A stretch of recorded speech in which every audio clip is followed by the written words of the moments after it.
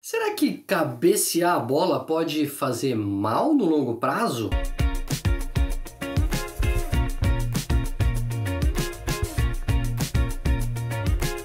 Hoje eu vou falar desse tópico bem interessante porque ele voltou a ser notícia com novas pesquisas que mostraram impactos negativos do cabeceio durante o jogo de futebol.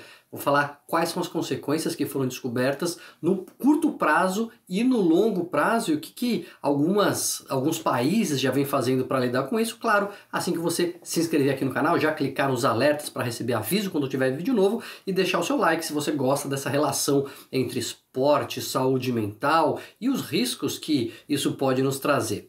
Direto ao ponto, o que acontece?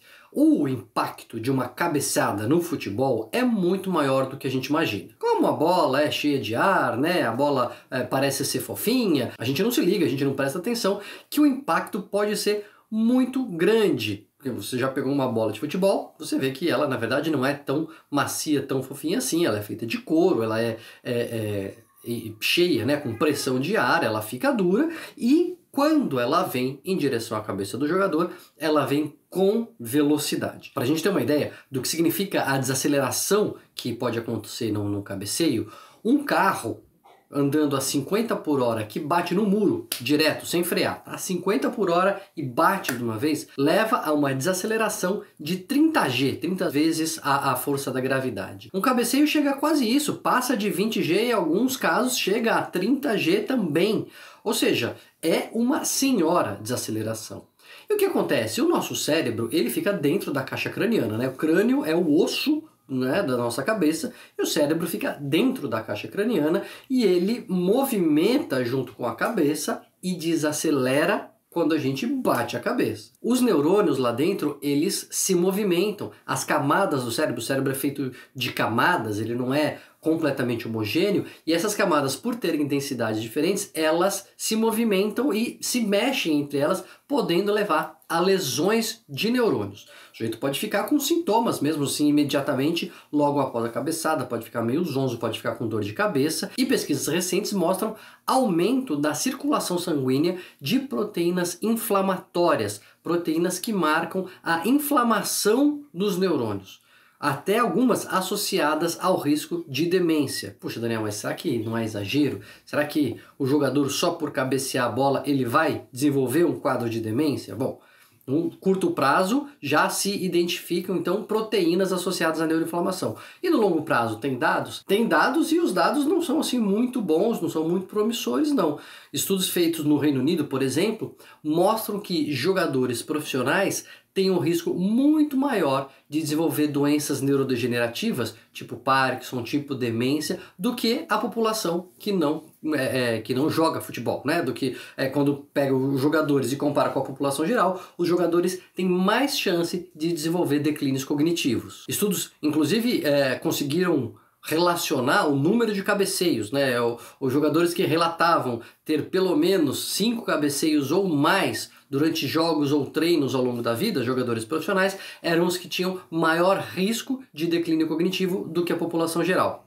Um outro estudo grande, feito com 8.000 ex-jogadores na Escócia, mostrou uma relação direta também. Os jogadores que mais cabeceavam, por exemplo, os zagueiros, eles tinham 4 vezes mais risco de doenças neurodegenerativas, tipo demências, declínios cognitivos, do que a população geral. Um risco que não era compartilhado, por exemplo, pelos goleiros. O goleiro cabeceia pouco, tem menos chance, menos ocasião de cabecear e não tinha esse aumento tão expressivo do risco de adoecimento do declínio cognitivo. E aí o que a gente faz? A gente proíbe, então a gente bane o cabeceio do futebol? Não se chegou a tanto ainda, né? Não se está propondo isso, mas há pelo menos quase uma década a Liga Americana de Soccer, de futebol, proíbe para crianças o treino de cabeceio. Não pode dar cabeceio nem no treino nem no jogo. Crianças até 10 anos não podem usar cabeceio. Porque a criança está numa fase em que o cérebro está sendo desenvolvido, o cérebro está em formação e esses impactos são potencialmente mais danosos ainda do que para quem já está o cérebro estabelecido, o cérebro formado. Crianças de 11, 12 anos têm uma limitação do número de cabeceios por treino, inclusive porque também estão nessa fase de formação. Por jogo não, mas existe uma limitação por cabeceadas no treino. Para os adultos isso ainda não foi estabelecido, não se chegou a tanto, mas a gente precisa ficar atento. Ninguém vai querer abolir aqui de uma vez por todas o cabeceio, não vai querer falar assim, que esse lance se torne ilegal necessariamente no futebol, mas é um risco que a gente não levava em conta, um risco que não se falava muito, mas que a gente precisa começar a colocar na conta quando a gente pensa na saúde dos atletas a longo prazo. No futebol americano, onde o trauma de cabeça é frequente, várias jogadas foram banidas, vários lances ali foram revistos porque os jogadores estavam tendo lesões e problemas graves e em grande quantidade. E depois levava a processos, enfim, todas as consequências clínicas e consequências jurídicas de tudo isso. Quando o sujeito vai lutar boxe, quando o sujeito decide entrar numa luta, ele sabe que ele vai tomar uma pancada na cabeça e já é conhecido, até a demência do pugilista, a demência por traumas repetidos, o risco de Parkinson, isso aí meio que o sujeito ele sabe que tem esse risco e ele decide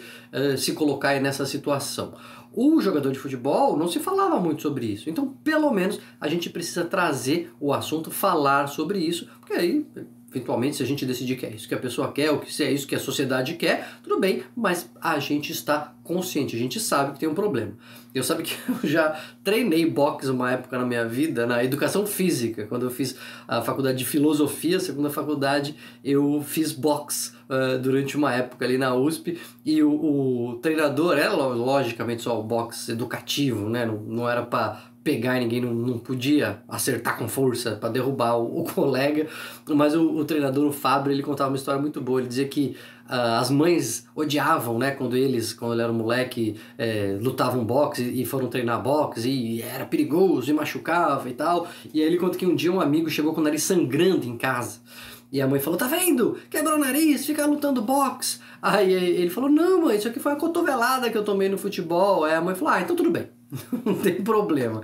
Quer dizer, o futebol também tem os seus riscos, também tem as suas pancadas. A gente precisa ter consciência delas para poder tratar da saúde no longo prazo e da saúde mental dos nossos jogadores. Você já tinha ouvido falar desse risco aí do cabeceio? Sabia que é proibido para crianças nos Estados Unidos? Você acha que devia ser proibido aqui também no Brasil? A gente devia estar trazendo essa discussão? Coloca aí nos comentários o que você acha, deixa a sua opinião, vamos enriquecer esse debate e quem sabe decidir alguma coisa como sociedade, seja para proibir, limitar ou não, para deixar do jeito que tá, mas é importante que a gente saiba do que a gente está falando. Para saber o que a gente está falando, não se esqueça de maratonar no canal, porque tem um monte de coisa para a gente saber aqui mais sobre a nossa saúde mental e sobre a nossa saúde do nosso cérebro.